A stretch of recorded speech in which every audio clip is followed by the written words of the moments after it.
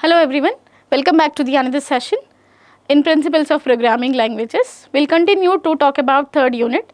Third unit, the next topic is about design issues of subprograms. Before we talk about different kind of design issues, we'll be going to talk about what is a subprogram basically and what kind of syntaxes we'll write from programming language to the other language, because it is always true that all languages will not take the same style of syntax structures. We were seeing the different style of syntaxes concerned to many programming languages. Even in the aspect of subprograms, we'll see that differentiation, how it will take a different kind of syntax of subprograms from language to language. Now, let's see about a basic definition of a subprogram. So basically a subprogram is what? It is a collection of statements that define with parameterized computations. Or else you can even say subprogram definition is a subprogram is collection of statements which performs some kind of operations with parameters especially. So that is what subprogram. And here there are some rules how a subprogram should be in a language. The first rule of a subprogram is it should have only one entry point. And called function is different, calling function is different, but the subprogram what you are declaring in a program, it should have single entry point. That means, let's suppose that I have a subprogram which is add. Add is a subprogram. Now, I am writing the subprogram, add subprogram declaration in a program. Now, this should be have only one entry point with the prototype or else with the parameters. That's it. I cannot write duplicates of function definitions in the program. And the next point is, as I said, a subprogram will have calling and called. What is calling? Calling is the statement where you are calling the whole function to perform. Called is what? The subprogram which will respond to the call, right? So I'll give you the difference of these three. Now let's say add is a subprogram declaration, you say, int comma int. Now this is what I'm calling with the name of one entry point, that is function declaration, you say. This is what function declaration. Now after you declare the function, you have to define. Definition of a function always contains what it performs, what statements it involves. So that is what I am declaring the function, which is add some x comma y and the operations or the statements what it involves. Fine. Now after that I am talking about calling program or else calling function. Now the calling function can be happened in any any place of the program that I am calling the function with 5, 6 attribute. Now, so this function is what? It is declaration. This function will respond when this statement will get called. When this statement will get executed, wherever the function definition is available in the program, it will respond. Now the point is here, when control will come from this statement to this statement, now the termination of this statement will get ended. And when you complete the task of this thing, when you complete the execution of this function, control will go back again, and that's what we say most of the programming languages will return a value, correct? Now, and control always returns to the caller when the subprogram execution terminates. When you finish this execution, that call will get terminated, the control will get terminated. And there are basically two distinct categories of subprograms, which are procedures and functions. Now we'll see even that. Now the next is a subprogram definition describes the interface to and the actions of subprogram abstraction. So this is what we were discussing, right? Now we'll create an abstraction of the subprogram and we'll write the actions of subprogram, what it performs in the definition function. And a subprogram call is the explicit request. That's what we wrote here, right? Some add 5, 6 we wrote, no? And this is what explicit call to the subprogram. So that a specific subprogram be executed. A subprogram is said to be active if After having been called, it has begun execution but has not yet completed that execution. So then it will be in active. And now let's see about what a subprogram basically contains.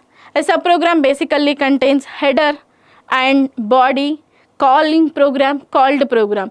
These are what already we know from the previous experiences of studying about the programming languages.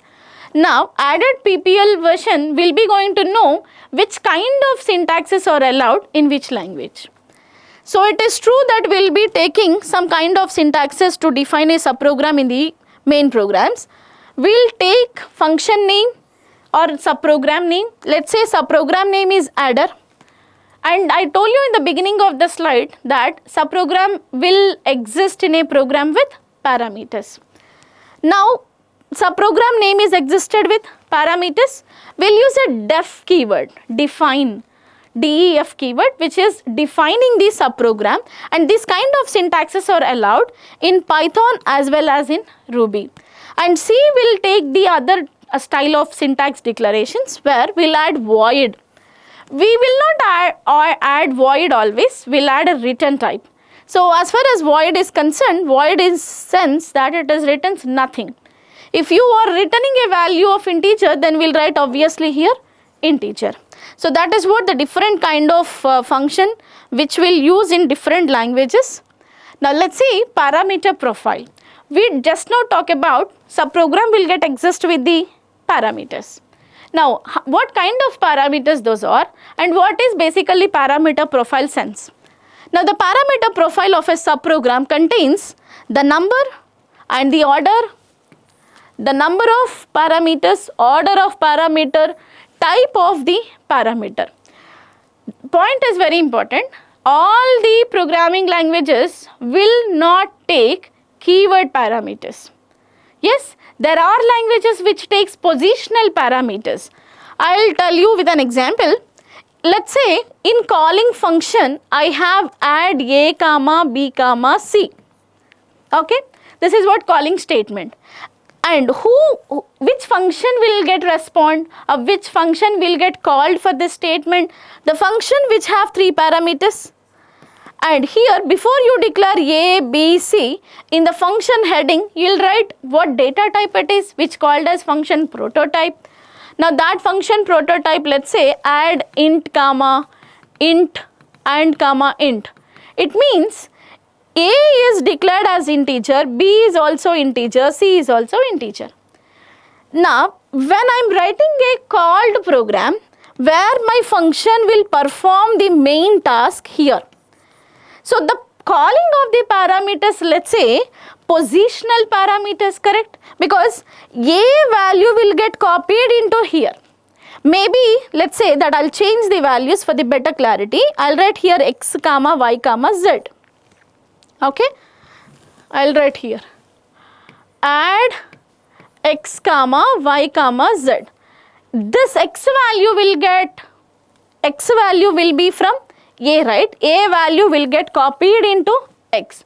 How can you say, because C supports one set of category which is positional. We do support positional parameters in C based languages. The reason you have A here, the value of A will get copied into x and B will get copied into y, C will get copied into z. This is what you have to understand. There are things what we have to come across, which is the type of the parameters. The type of the parameters means basically we do have 2 types of parameters, keyword parameters, positional parameters. Positional parameter is what C supports, what we come across with an example. Keyword parameters are different. Keyword is what? Irrespective of position, wherever the keyword will get match, the value will get copied into that attribute, correct?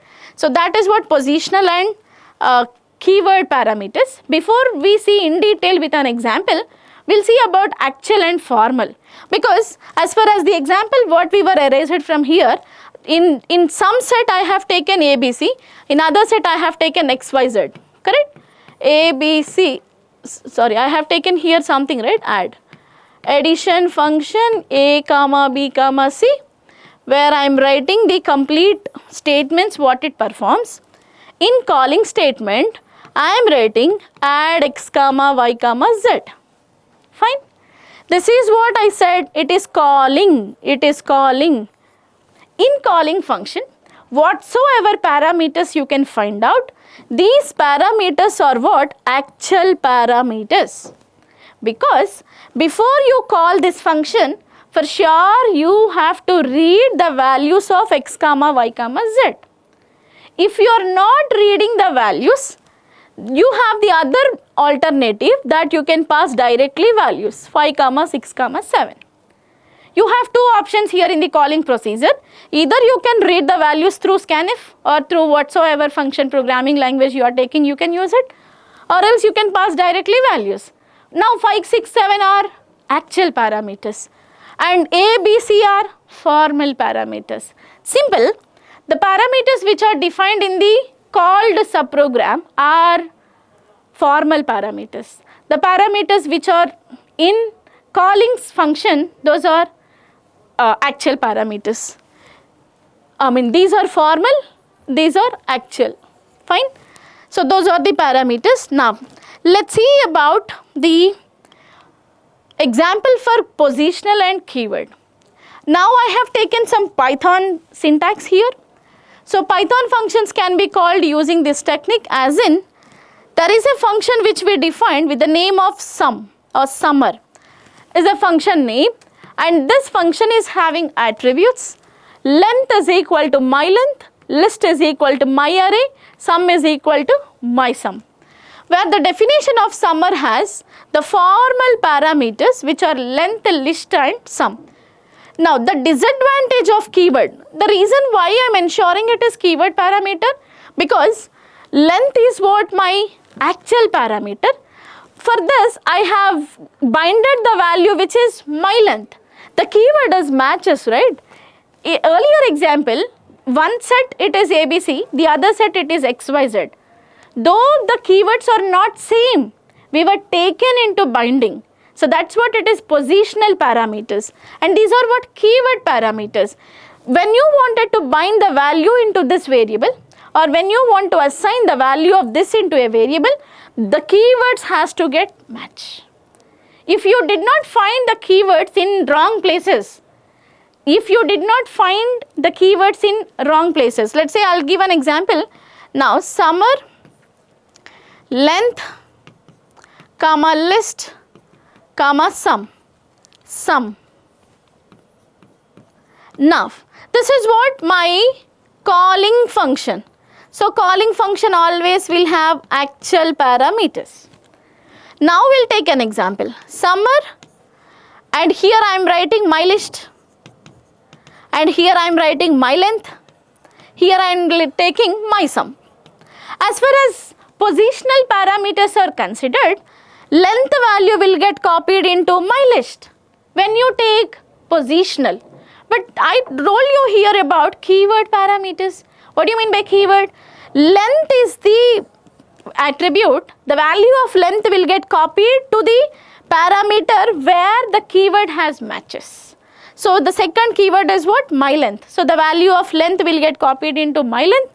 The value of list will get copied into my list, and sum value will get copied into my sum. So this is the way of executing positional parameters and keyword parameters. And now we'll talk about different kind of design issues. The first design issue is, are local variables or statical or else dynamically allocated? And can some program definitions appear in the subprogram definition?